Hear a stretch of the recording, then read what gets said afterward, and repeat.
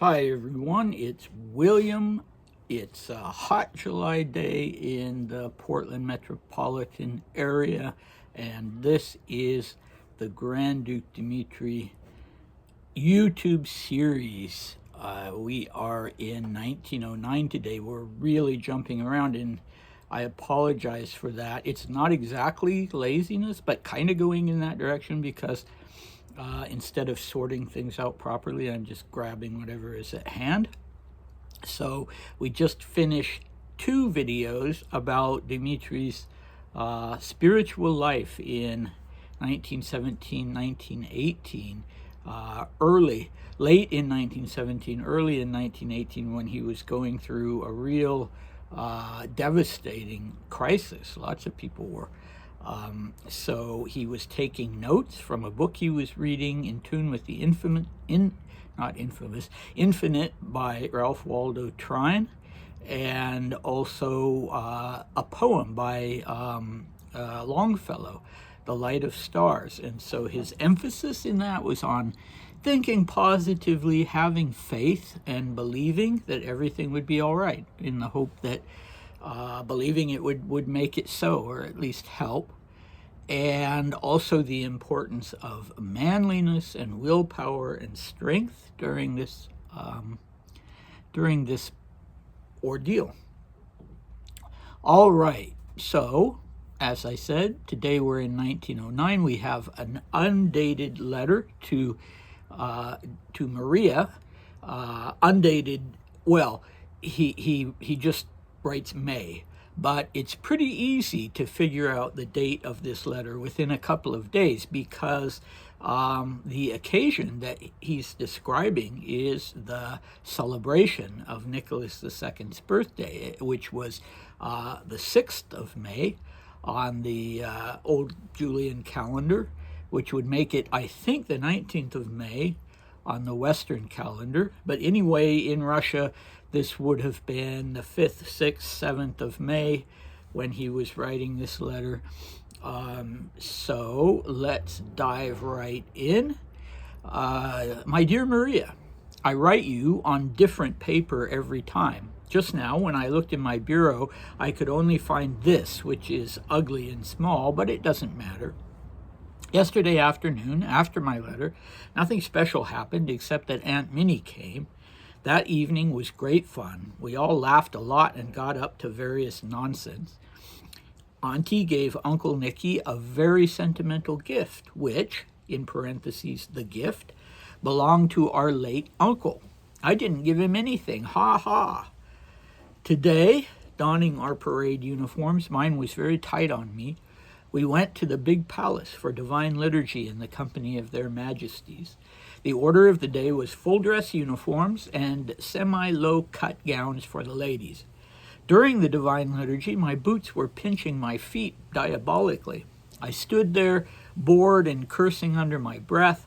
In a word, I did everything possible to ensure that when I die, I'll go straight to hell.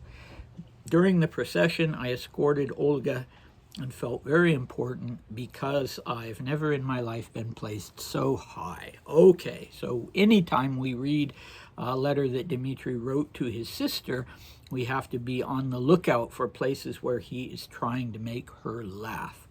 All right, the paper. I actually, in the last video, I held the paper on my my photocopy of the letter up, and you could see there were flowers. So it's a very feminine paper. I don't know, but I assume that he was staying in Tsarskaya Selo in the Alexander Palace while he was writing this, and just opened a desk drawer in his room and found this particular rather feminine paper with small sheets. So, you know, I don't know. I guess rather than ringing for a servant to come and provide him with other paper, he just decided to go ahead and use it. Okay, maybe I'll use that for the thumbnail. A picture of the. You can barely see the flowers, but anyway. So they had this family evening. He doesn't say who was there, but the impression I get is that it was strictly the strictly close family. And Nicholas's mother came and she brought him this gift, and it was something that belonged to his father. And why the heck doesn't Dmitri tell us what it was? Did he not think Maria would be curious? I wish he had mentioned it. Okay, he didn't give Nicholas anything. Why is that? I don't know. Maybe he didn't think that on that particular evening gifts would be given. I don't know. Next question of the things that make me curious in this letter. Why are his uniform and boots too small for him? Why is his uniform tight? Why are his boots pinching his feet? It could be that those particular boots he wasn't used to wearing, but it sounds like they were a little too small.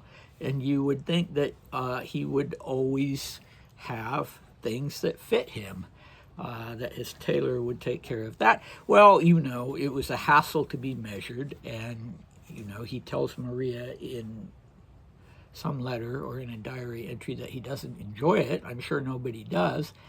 But you want things that fit, right? Okay, so liturgy. Not Mass. A Mass is similar, but it's a Roman Catholic form of the liturgy, and there are significant differences. Apparently there was a chapel, a sizable chapel, within the Catherine Palace, because they don't go to the Tsarskaya Selo church, which is interesting, I guess.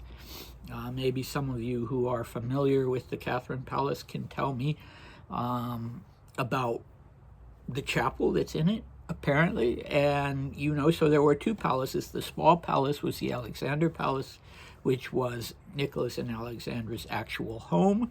The big palace was grander.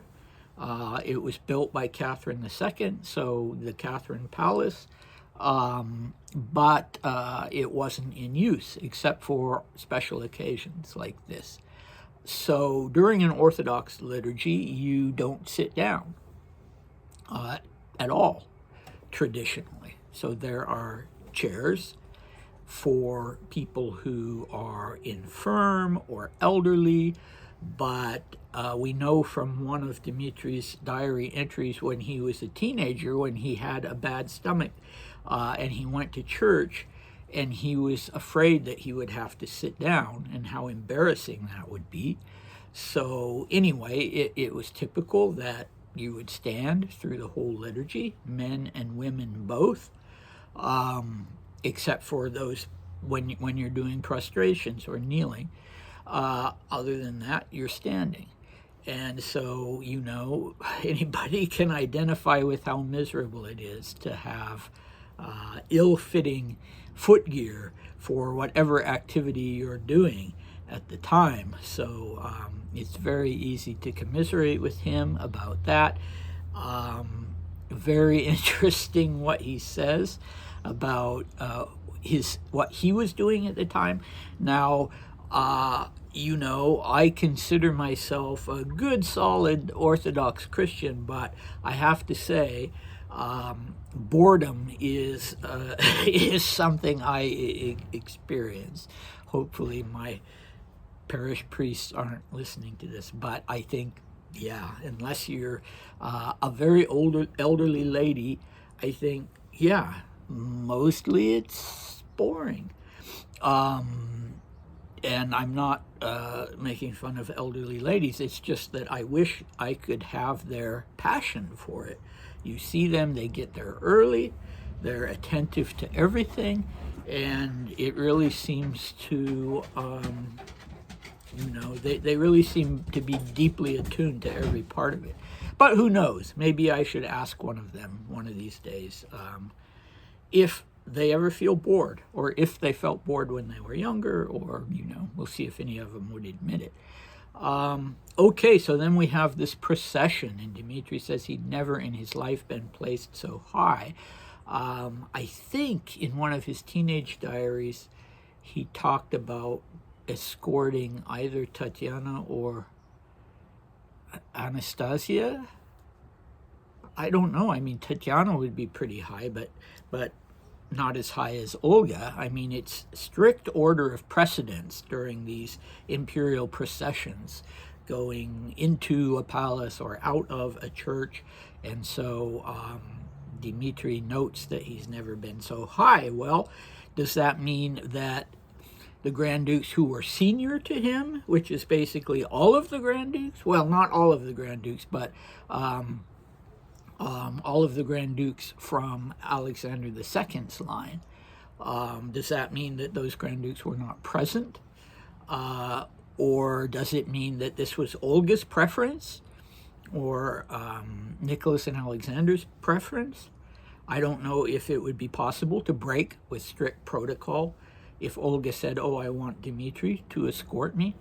Now, the reported engagement between Dmitri and Olga would not come until 1912, but you know, at this stage, it may be that they quite liked each other.